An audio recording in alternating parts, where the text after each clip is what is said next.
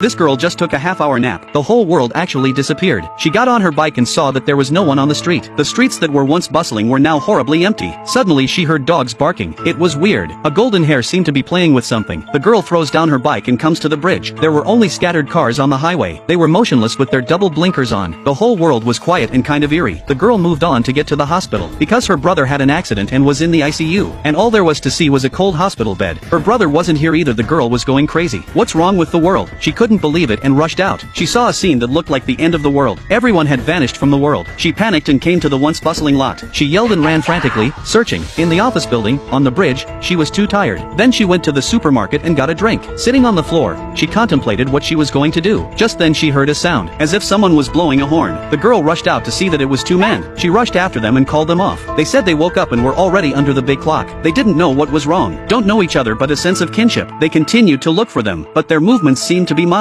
They came to an upscale office building and found a pair of feet. They walked slowly and realized it was a black man. This black man was strange enough to ride away alone. They had to keep looking on their bikes, from day to night. But why are the streetlights on? A few men followed the light source to find it. The word SOS was written on it. They entered and a voice from a camera, telling them to drop their weapons. A few did as they were told. The elevator slowly opens and in front of them is a sunny boy. Turns out he was looking for someone too. He led them to a basement. It's filled with luxury cars. He's a super rich man. They drove through the empty city in their sports cars. The boy calls out on the loudspeaker but there's still no response. There's no signal for 100 kilometers. Suddenly they meet someone. It was the black man who had just left. The black man was lying on the ground, dying. They had just picked him up. Suddenly there were several arrows. They were scared and went crazy through the streets. No one knew where the arrows came from. They arrived at a 5-star hotel. Just when they were about to get some rest, a drone was watching them. The next day they continued their search. Coming to the edge of the city, they get out of the car only to find something even more terrifying.